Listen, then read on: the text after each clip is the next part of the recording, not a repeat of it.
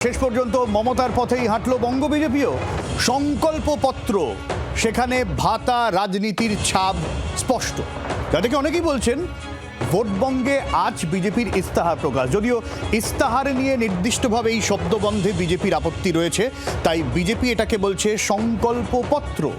বাংলার জন্য একাধিক চমক, আর চমক যেটা মহিলাদের জন্য ৩,০০০ টাকা। শোনাই।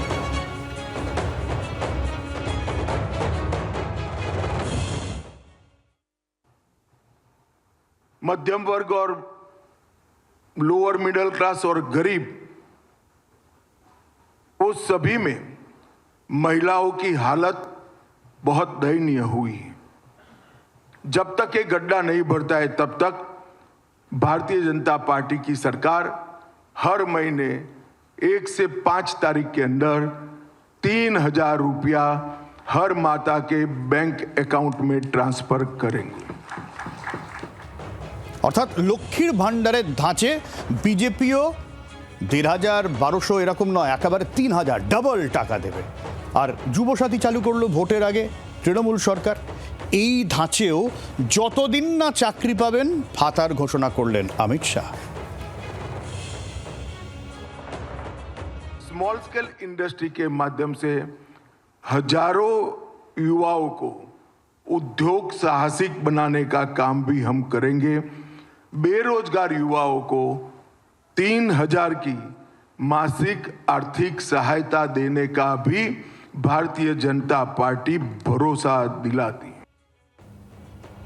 ঠিক আজকে সংকল্পপত্রের সম অফ যদি করি, এই দেওয়া থোয়ার রাজনীতিটা কি দাঁড়ালো, বিজেপির তরফ থেকে কি প্রস্তাব, কি জানানো হলো। পিয়ালি রয়েছেন আমাদের সঙ্গে, পিয়ালির কাছ থেকে একটু জেনে নিই গোটাটা। পিয়ালি।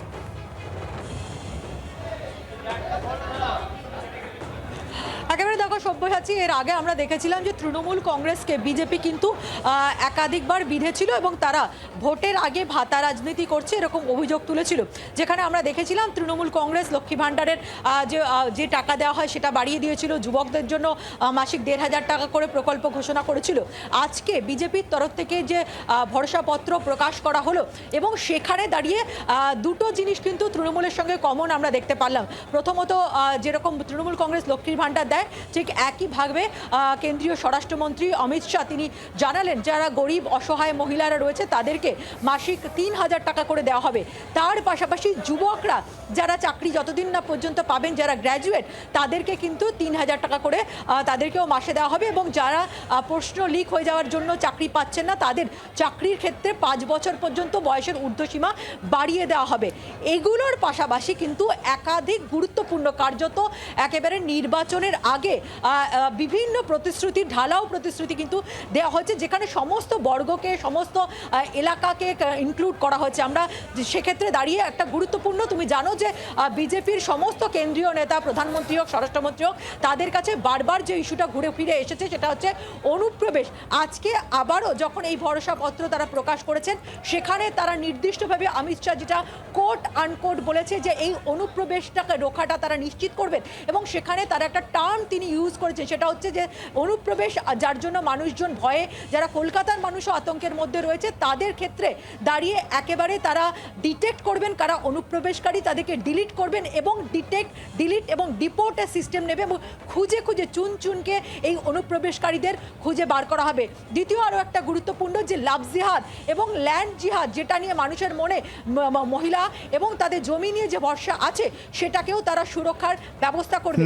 এর পাশাপাশি তুমি যদি দেখো উত্তরবঙ্গের ক্ষেত্রে কিন্তু ঢালাও প্রতিশ্রুতি দেওয়া হয়েছে।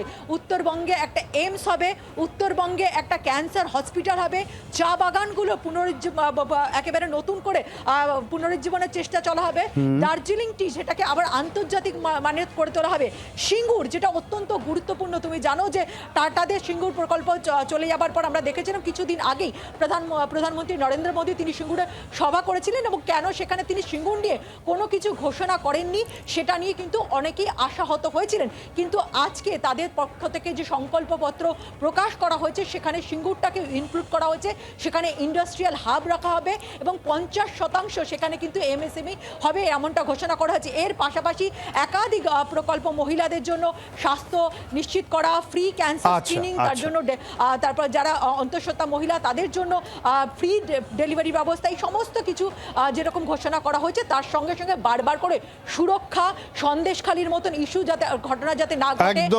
প্রাক্তন জজদেরকে নিয়ে এসে সেখানে একটা বিচারের ব্যবস্থা করা এবং তৃণমূলের বিরুদ্ধে দুর্নীতির এগেনস্টে শ্বেতপত্র প্রকাশ করা হবে, সেটাও কিন্তু ঘোষণা করেছেন আজকে কেন্দ্রীয় স্বরাষ্ট্রমন্ত্রী। একদমই। সুকান্ত ঘোষ রয়েছেন রাজনৈতিক বিশ্লেষক আমাদের সঙ্গে। সুকান্তবাবু, সামগ্রিকভাবে যদি দেখি, আমি যদি শুধু এই ভাতার রাজনীতিটাকে যদি পিক করি, এটা তো স্পষ্টই একেবারে মমতা বন্দ্যোপাধ্যায়ের দেখানো পথেই বিজেপি, সে যতই শুরুতে সমালোচনার সুর থাকুক না কেন, এখন পুরো 180 ডিগ্রি ঘুরে গেছে তারা।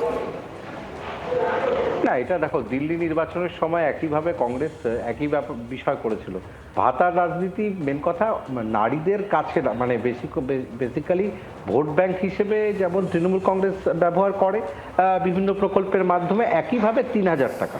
সুতরাং এটা একটা ঘটনা। আরেকটা জিনিস হচ্ছে তোমার মনে রাখতে হবে যে যেখানে উত্তরবঙ্গের জন্য কিন্তু অনেকগুলো ফানুস ওড়ানো হলো, যেমন বন্ধ চা বাগান নিয়ে কথা উঠলো, চাকে আন্তর্জাতিকরণ করা, কিন্তু তোমায় মনে রাখতে হবে চা বাগানগুলো বন্ধ হয়েছে। প্রধানমন্ত্রী যেদিন আলিপুরদুয়ার সভা করেছিলেন, আলিপুরদুয়ারে এসে ওই দিনই একটা চা বাগান বন্ধ হয়ে যায়। সুতরাং চা সুন্দরী প্রকল্প যেটা রাজ্য সরকার নিয়েছিল তাও কিছুটা কাজ হয়েছে এবং মূলত উত্তরবঙ্গ নিয়ে যে ধরনের ফানুস ওড়ানোর সেটা উড়িয়ে দিলেন তিনি। ভোটের আগে প্রয়োজন ছিল এবং আরেকটি এইমস তৈরি করা, প্রিয়রঞ্জন দাসমুন্সির স্বপ্ন ছিল এইমস তৈরি করা, সেটা হয়নি।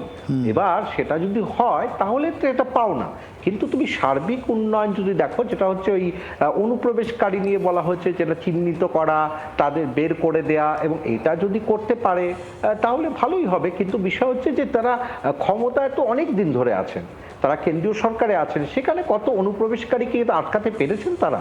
যদি আটকাতে পারতেন তাহলে তো গুলশান কলোনি নিয়ে যে অভিযোগ রয়েছে বা অন্যান্য জায়গা থেকে যে অভিযোগ রয়েছে সেগুলোকে আসতে পারতো। কি শুধু কি ভোটের নিরিখে এই বিভিন্ন রকম আশা মানুষকে বিভিন্ন করা, দেয়া বিভিন্ন প্রতিশ্রুতি, সেই প্রতিশ্রুতির বন্যা কতটা তারা কাজে লাগাতে পারবে? কারণ দেখো, একই তো সেই ভাতার রাজনীতি, মানে পরিবর্তন তো কিছু নেই। মানে এই সংকল্পপত্রে তুমি দেখতে পারবে যে এমপ্লয়মেন্ট জেনারেশনের কোনো কথা কিন্তু নেই। 1 কোটি চাকরির তো কথা আছে, সে তো অনেক আগেও তিনি বলেছিলেন চাকরি দেবেন। সেই চাকরি কি হয়েছে সব্যসাচী? এখনো পর্যন্ত সেই চাকরির কোনো খোঁজ নেই। কেন্দ্রীয় সরকারে বহু চাকরি কিন্তু এই মুহূর্তে হচ্ছে না, সেটাও তোমাকে মেনে নিতে হবে। রেলে চাকরি কমে গেছে, অনেক ক্ষেত্রে চাকরি কমে গেছে। সুতরাং এই যে প্রতিশ্রুতি, সেক্ষেত্রে এটা বলতে পারি যে এইমসটা একটা গুরুত্বপূর্ণ জায়গা। আরেকটা ওনারা বলেছে কৃষকদের ক্ষেত্রে কিছু দেখবে, কৃষকদের স্বার্থ রক্ষা করার চেষ্টা করবে। কারণ প্রধানমন্ত্রী উত্তরবঙ্গ সফরে কোচবিহারে এসে বলেছেন আলু চাষিরা সঠিক দাম পাচ্ছে না। সুতরাং সেইগুলো যদি তারা করে, কিন্তু আবারও বললাম, ভাতার রাজনীতি আর অনুপ্রবেশকে সবার সামনে শিখণ্ডী করে কোনোভাবে ভোট বৈতরণী পার করবার চেষ্টা, আদৌ অনুপ্রবেশকারী ঠেকাতে গেলে তো আগেই ঠেকানো যেতে পারতো। সেটা তিনি পশ্চিমবঙ্গে ক্ষমতা এলে অনুপ্রবেশকারীকে ঠেকাতে পারবে, একদমই মানে আজব যুক্তি। একদমই। সুকান্ত সঙ্গে থাকুন। পিয়ালি, তোমাকে আপাতত ধন্যবাদ। বাংলার আওয়াজ, বাঙালির আবেগ, জি 24 ঘন্টা।